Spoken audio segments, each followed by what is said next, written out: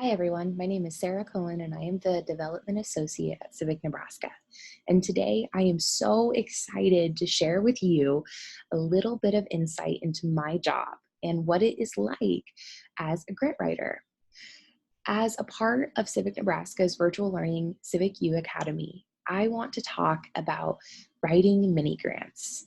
And the title of this presentation is Spread the Good, Applying for Community Mini Grants, because I believe you do not have to be a professional writer or affiliated with an organization to genuinely bring awesome community ideas to life through a little bit of support in mini grant programming. So, thank you for tuning in today and joining me as we talk a little bit about what it's like to be in the development world. The first thing I want to start with is a definition of what a community mini grant is. So, grants that are identified as mini grants are typically small in nature. I would say under $5,000. And these types of grants are designated to individuals or organizations to execute new projects, to provide mutual aid in some capacity, or to produce positive community impact, which is really exciting because that means anybody has access to it. I really appreciate this quote from CIVIC Nebraska's very own Nancy Petito, who is the CIVIC Nebraska Collective Impact Lincoln Program Manager. She said, mini grants are a way to connect with your neighborhood and your community to bring about positive change. And as we think about how to create lasting, impactful, and meaningful change in a community, I think electing to move your project from the invention stage to the execution stage is a great opportunity to take advantage of a community mini grant. So I broke down what I consider to be the 7 core steps to writing any grant, or in this case, a mini grant. The very first step I would tell someone who is interested in applying for a mini grant is that you need to survey community need. This means if you have an idea on how to make your neighborhood, your local community, even the block you live on a little bit better or more improved or strengthened, I would suggest connecting with those around you and making sure that this issue or idea or problem that you've identified is one that is shared. Because when people put out requests and proposal information for mini grants, they really are asking, what can I do to award a small amount of money to make a really specific part of the city better? So if you identify a community need and you have backing for the desired project you want to execute, that makes it just that much more compelling for you to actually be awarded a mini grant. The next step I would suggest to do is identify what type of mini grant you would make most sense for the type of work you want to see done in your community. A little bit of language or jargon that is from the development world is this idea of an RFP, or a request for proposals. A lot of times community organizations, foundations, or even sometimes businesses will post RFPs, and this is kind of the prompt that would elicit responses for a mini grant or some kind of money or monetary support to execute a project.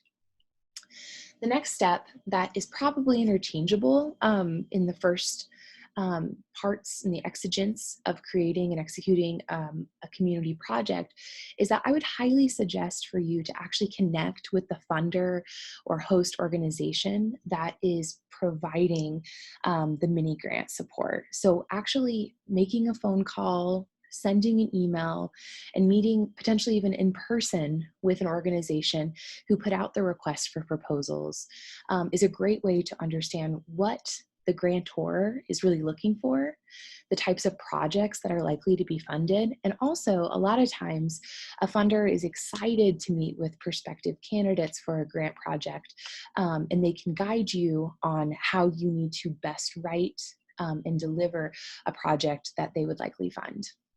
The next step that I think is probably the most critical foundation of executing any type of community-led project is establishing relevant partnerships. This might be as simple as getting your close friends, your family, your neighbors, and those around you excited about the idea that you're about to do and that you effectively need help in executing. This also might mean you reaching out to organizations that already exist in the Lincoln or Nebraska surrounding communities that are committed to the issue that you're looking to face.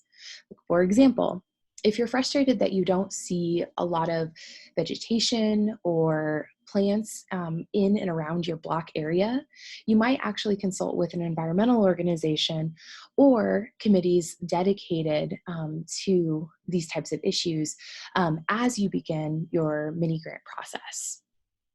The next step, of course, is actually writing, drafting, and creating a budget for what steps are necessary to take and also what costs are necessary to cover in order for your mini grant to be realized. Of course, the drafting and revision process is really critical. Any person who is a professional writer would say that. And there likely could be a whole nother presentation breaking down each of these 7 steps, but this is an idea of a large scale overview of what a mini grant process would look like. One of the biggest and probably best suggestions I ever got as I began writing grants is as you revise applications, it's a really good idea to allow someone that is not affiliated with the project to read over the copy in the grant writing application you have created.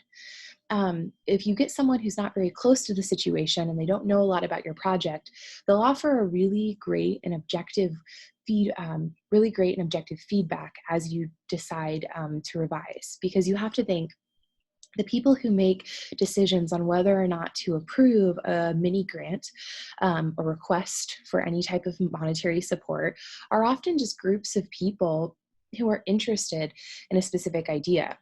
The worst thing that can happen is if your mini grant that you compose does not clearly and concisely communicate those ideas. So a lot of times in the revision process, having an outside person read your ideas and letting you know, 1, it's very clear, and 2, they understand the scope of the project is a really good way to double check that you are headed in the right direction, and likely a community or a committee that you don't know would also understand and support your application. And finally, any RFP is always going to include some kind of deadline. So as after you've gotten feedback, after you fully drafted and made changes to your application and budget, it's time to submit. And the submission process takes lots of forms. Some organizations prefer still physical submissions. Some organizations might ask you for additional paperwork. A lot of times it seems as though RFPs have really transitioned to online. So more often than not, you're going to submit your application and any other additional documentation through an online means.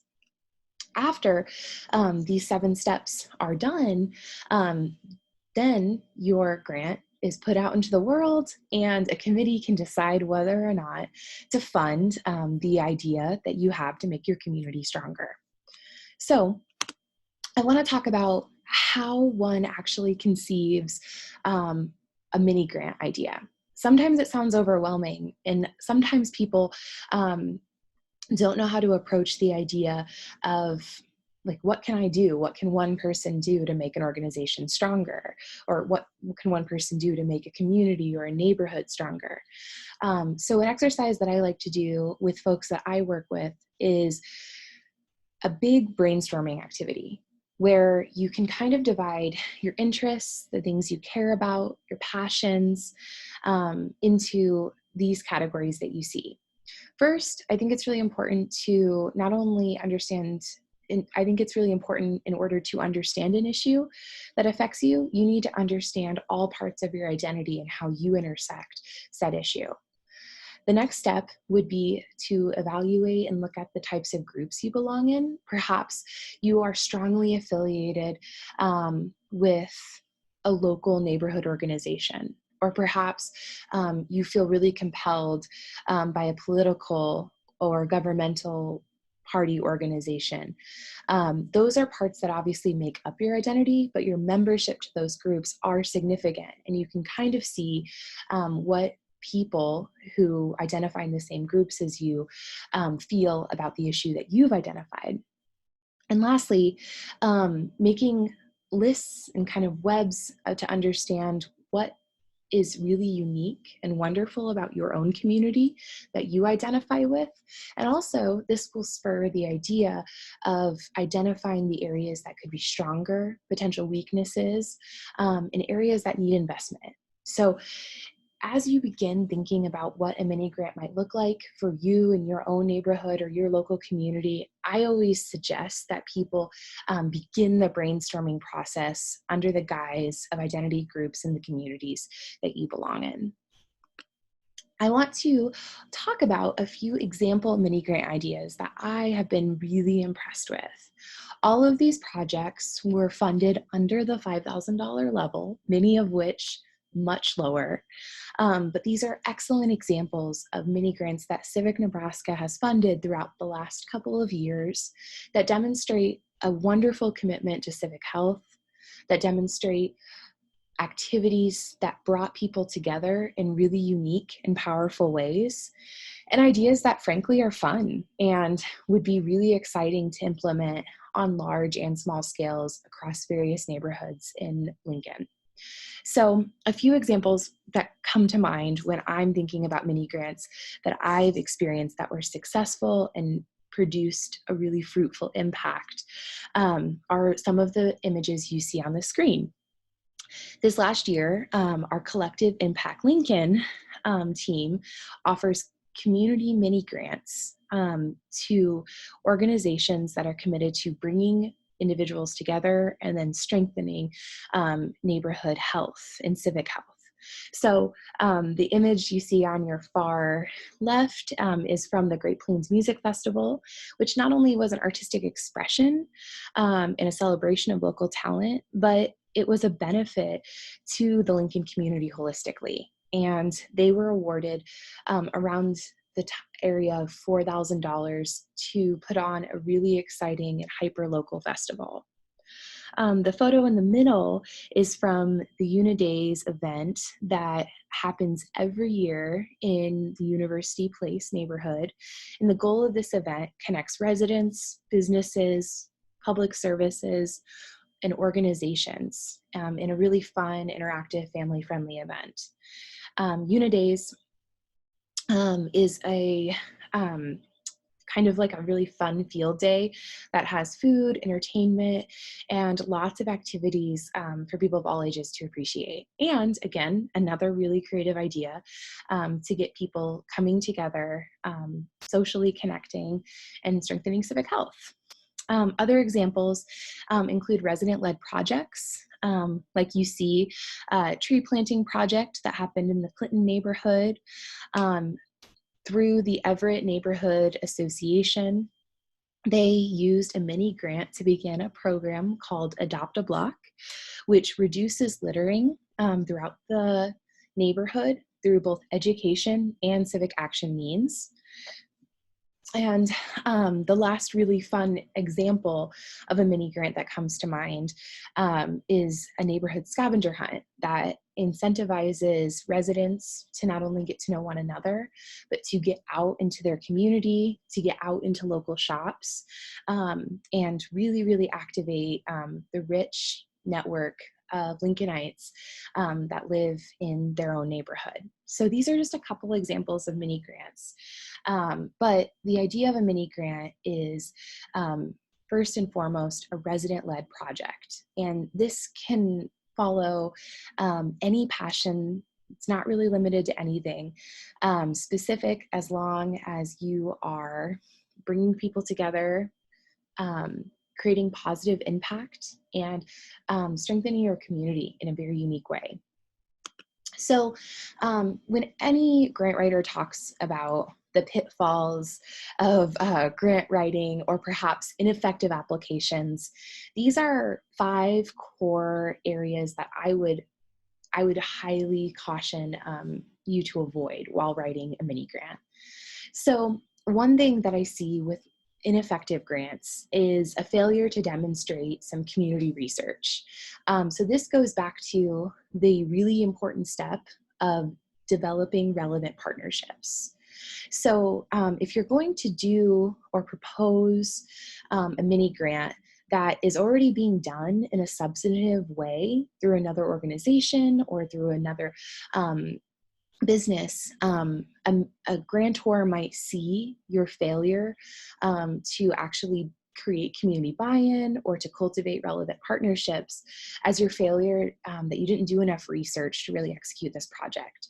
So you want to make sure before you attempt to apply for any idea that you've really laid a solid foundation of looking into your community and seeing what resources already exist, what assets you bring to the table, and really that beautiful connection of where your assets and community services, existing community services meet. That is where a really effective community project can happen.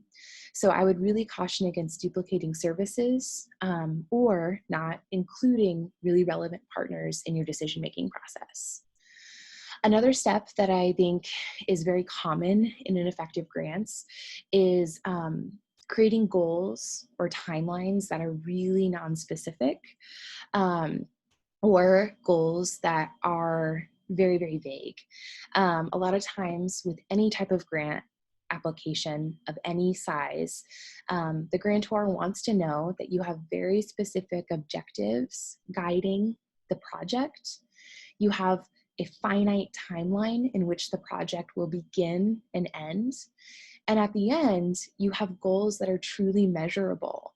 And it's okay if you don't hit all of your goals, but the grantor just wants to know with confidence that you've conceived goals for the project.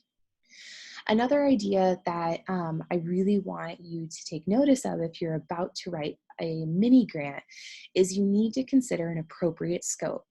Remember, if mini grants are defined as awards that are typically under $5,000, you have to make sure the project matches that scope. And what I mean by that is that you can't throw a humongous event and invite half the city of Lincoln if you're only awarded $5,000, right? So I think the best types of collective impact happen actually on really hyper and intentional scales. When you're thinking about goals for the event, attendance for the event, and costs of the event, you have to make sure that whatever your ideas are, they're reflective of an appropriate scope for the type of grant you're applying for. Another big step that is often happens just as a result of missing something or kind of carelessly looking over a requirement is failing to follow grant submission guidelines. So if a grantor says that they need your grant application mailed, we're talking United States Postal Service mailed to them, but instead you just send it to an email, that immediately demonstrates your inability and failure to follow even the most basic directions. A lot of times, grantors will ask for information with specific headings in specific sections. They might want certain identification materials or maybe a letter of support enclosed that someone else thinks your idea is good. It's really important to look at all of the check boxes on any grant application you apply for and make sure that you can say with confidence when you click or send that final submission in that you have hit all of the requirements by the grantor. And then, of course, it's in green, it's telling, we have to think about the money. So one huge thing to avoid in grant writing is making unclear or really, really vague budgets. The reason why I think this is so critical is because if an organization or business is going to give you effectively a stipend of money, a grant money, they want to know with confidence that you're going to steward that gift appropriately, that you've thought out and budgeted and really carefully calculated the actual costs of the project. And so if your budget is really vague or unsupported by research, the grantor might come back to you and say, hey, I really like your idea, but this budget you turned into me doesn't really make any sense and doesn't follow the goals of what you're proposing. So you want to always make sure that when whatever you're asking for in terms of your grant narrative is completely reflective, unambiguously communicated in the budget. So today, I talked to you briefly about what a mini grant is. I provided some examples of really successful mini grants that have been awarded by CIVIC Nebraska, and even talked about some general strategies to avoid or to do when you're actually composing your grant application. So the next and probably most important question that a lot of people want to know is, where do I actually find a mini grant? My favorite resource to look, and honestly, even as a professional grant writer, this is a resource that I consider to be gold. The Nebraska Department of Economic Development Foundation Resource Directory is this wonderfully condensed, hyper-organized document that is just free for anyone to use. The most updated version, and I even put a picture there, is the 2019 Foundation Resource Directory. And so what, from the Opportunity Nebraska website, the Department of Economic Development creates alphabetized list of all of the foundations that offer any type of granting. Now, consider not every organization offers mini grants, or some organizations will only grant out to organizations that identify as a nonprofit. But inside of this Foundation Resource Directory, you can find many opportunities for mini grants. I would also suggest to check out your local community foundation. There are oftentimes really specific and tailored mini grant programs that the local community foundation wants to see grow. So I think this is a really great way to get your foot in the door and also meet individuals who are leading community development in an impactful way. Other organizations that I've had very positive experiences with, who seem to always be offering, or at least annually be offering, grant cycles of mini grants, include the Nebraska Arts Council, the Nebraska Civic Engagement Table, Humanities Nebraska, the Department of Transportation, and even mini grants to support child care service providers through the Department of Health and Human Services. And finally, my not shameless plug, CIVIC Nebraska has been offering mini grants to residents of key Lincoln neighborhoods for multiple years. So if you have an idea, specifically an idea that echoes some of the examples that I offered earlier, it could be a really good idea to check out CIVIC Nebraska's Collective Impact Lincoln mini grant cycle, particularly for the 2020 year. So I want to thank you for listening, and I really want to encourage you to take that risk, jump in, and practice your mini grant writing skills, because I know you have a passion or an idea that could absolutely make your local community stronger. And I want you to actualize that today by finding a mini grant that excites you, and a mini grant that fits for the type of project you want to see in your own community. Again, thank you so much. My name is Sarah Cohen, and I am the Development Associate at CIVIC Nebraska. Have a wonderful day.